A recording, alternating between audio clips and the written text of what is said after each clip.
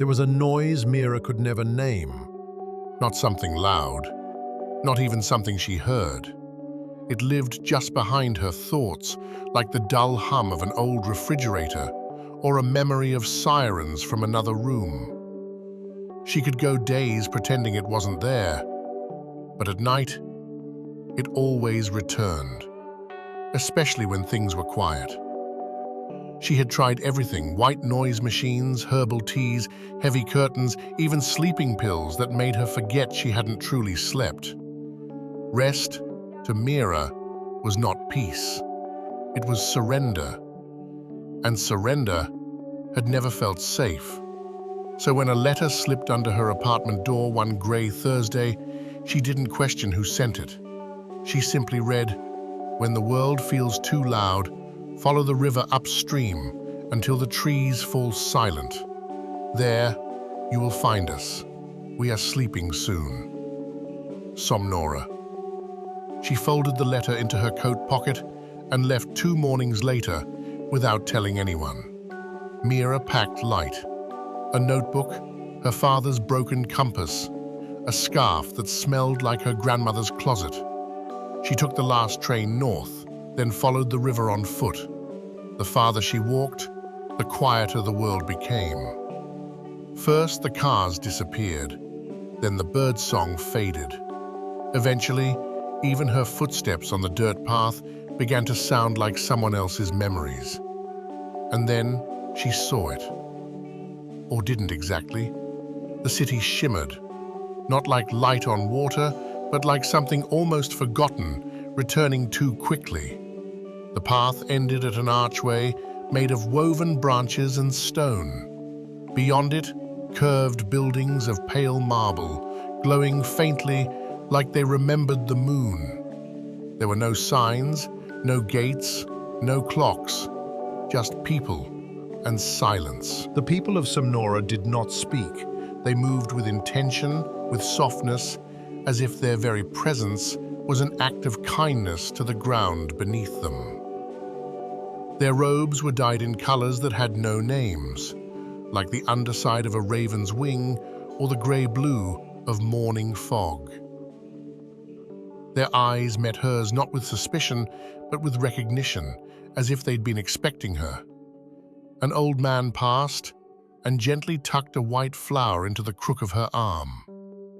A child offered her a ribbon-wrapped key. A tall woman touched Mira's cheek lightly and pointed down a path lined with humming trees. Mira followed, not because she knew why, but because for once, not knowing felt safe.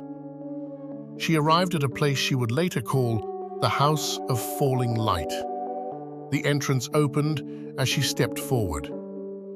Inside, the walls glowed like the inside of a seashell. A soft breeze moved through the corridors, though no windows were open. In the center stood a pedestal holding an open ledger. She approached and read the inscription at the top of the page. Name, origin, reason for seeking rest. She hesitated only a moment before writing, Mira Elhan, elsewhere. I don't know, I just needed quiet. In response, the hallway ahead softly lit up. She followed. Her room had no bed in the traditional sense, just a long, curved structure shaped like a leaf, wrapped in layers of pale cloth. Above her, an orb hovered gently, pulsing with light. Inhale, exhale. She lay down. And for the first time in years, she fell asleep without a fight. She dreamed of nothing. And it was beautiful. The next day, the city buzzed with silence. Not the sharp silence of fear, but the full, deep kind that hums beneath snowfall. People wove thin strands of light into nets. Others painted soft patterns on their faces using clear liquid that shimmered when they smiled. Mira learned that once a year, Somnora slept. Not just as individuals, but as a collective. It was called The Great Slumber. A sacred night when everyone in the city lay down at once and surrendered to a shared dream. It was not a ritual, not a show. It was necessity. A deep rest written into the city's bones. That evening, a woman with silver hair handed Mira a small mirror. On the back was etched, "You may stay if you choose to sleep with us. Not beside us, with us." But Mira wasn't sure she could. Sleep had always been a battleground. Her mind spun stories at night, unwanted and sharp. She wasn't afraid of dreaming. She was afraid of what might be waiting in the quiet. She wandered the city, unsure. She sat beneath a tree whose blossoms pulsed with color when touched. She watched two old men writing messages on floating stones, sending them down the river like boats. She stood in a garden where people whispered secrets into glass bottles and buried them in the soil. And she thought about all the things she had buried too. Her mother's soft singing when Mira was too young to understand sadness. The first time someone left without explanation. The day she stopped believing the world would one day calm down. That night, the streets began to dim. People walked slower, a hush deepened, not imposed, but invited. Mira returned to the center of the city. The Garden of Forgotten Names was circular and vast. The ground was covered in moss, soft enough to sleep on. Stones were scattered across the lawn, each etched with a symbol. She knelt before one shaped like a spiral, and for a moment, the name Mira flickered across it before vanishing. Dozens had already laid down. A few were still arriving, finding their place in the ring. Mira stood barefoot on the edge.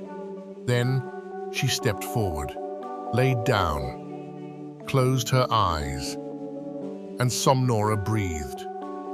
She dreamed. Not alone, but with them. The dream was a vast plain beneath an upside-down sky. The ground shimmered with memory. The air buzzed with emotion. Mira floated through it, not as herself, but as every version of herself she had forgotten. The girl who painted oceans, the woman who forgave her father, the version who stayed, who left, who dared.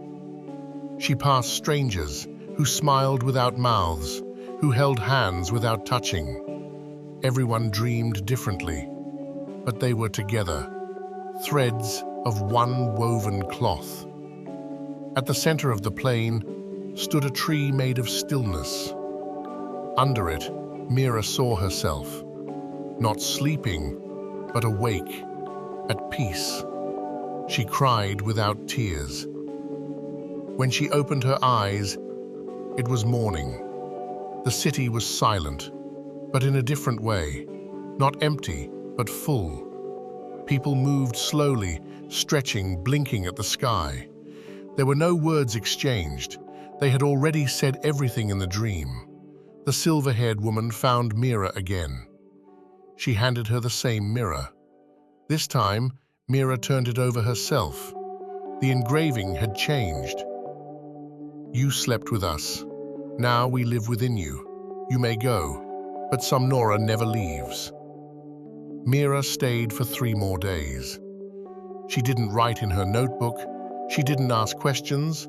She didn't try to explain what had happened, because now, when the noise returned, and it always did, she had only to close her eyes. And somewhere far upstream, beneath the trees that remember, Somnora breathed with her.